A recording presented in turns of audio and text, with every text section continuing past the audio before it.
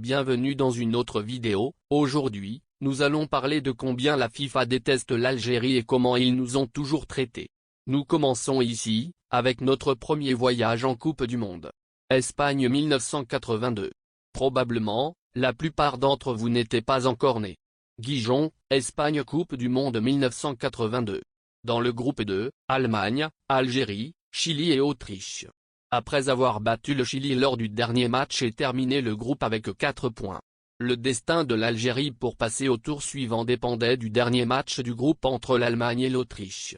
Le match a commencé comme une séance d'entraînement, avec beaucoup de passes au milieu de terrain.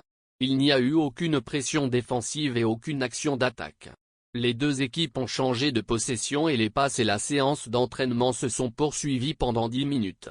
Finalement à la 11e minute, on a marqué un but extraordinaire. Un attaquant laissé seul dans la surface de réparation. D'une tête, il a mis le ballon dans le filet. Après le but, les joueurs ont décidé de marcher au lieu de jouer au vrai football. Les supporters ont commencé à comprendre ce qui se passait. Et les passes en retrait étaient le tempo du match.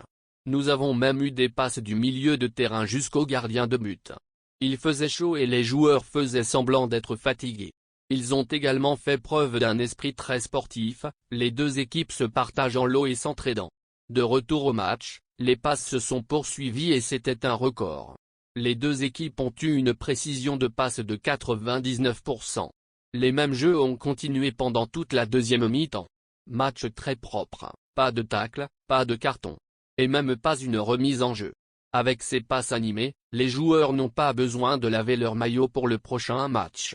Le télécommunicateur s'ennuyait tellement, il demandait aux téléspectateurs d'éteindre leur télé, et finalement l'arbitre a sifflé pour mettre fin au match. Le match s'appelait la honte de Gijón. La fédération algérienne de football a porté plainte auprès de la FIFA à propos du match.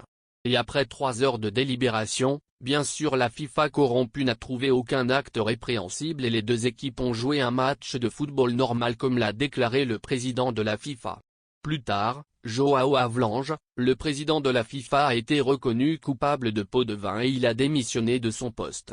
L'Algérie n'a jamais eu son droit. Mais le karma a donné aux supporters algériens un peu de réconfort et une douce revanche, quand l'Italie a affronté l'Allemagne en finale et les a battus. Le premier but de Paolo Rossi n'était que le début. Presque, le monde entier était avec l'Italie dans ce match. Nous avons vu d'autres drapeaux du monde flotter depuis les sièges après le but.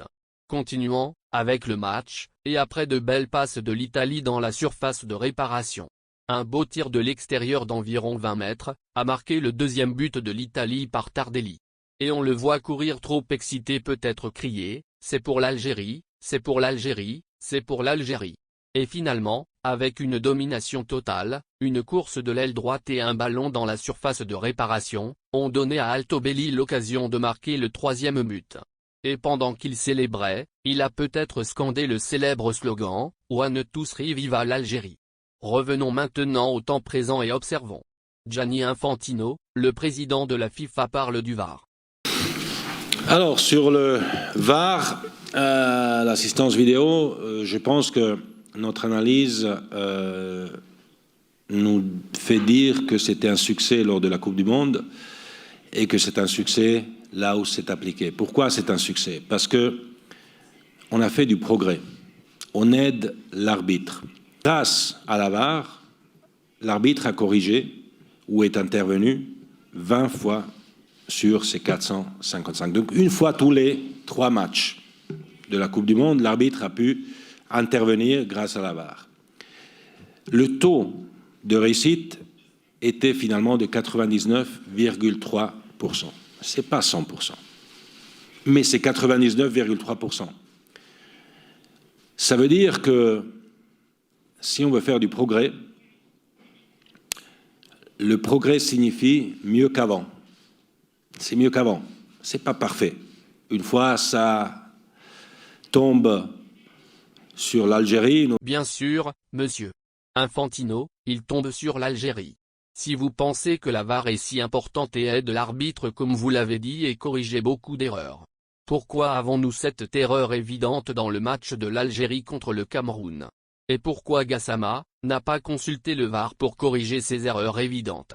Êtes-vous en train de dire au monde que la marge de 0,07% n'est rien quand on tombe sur l'Algérie?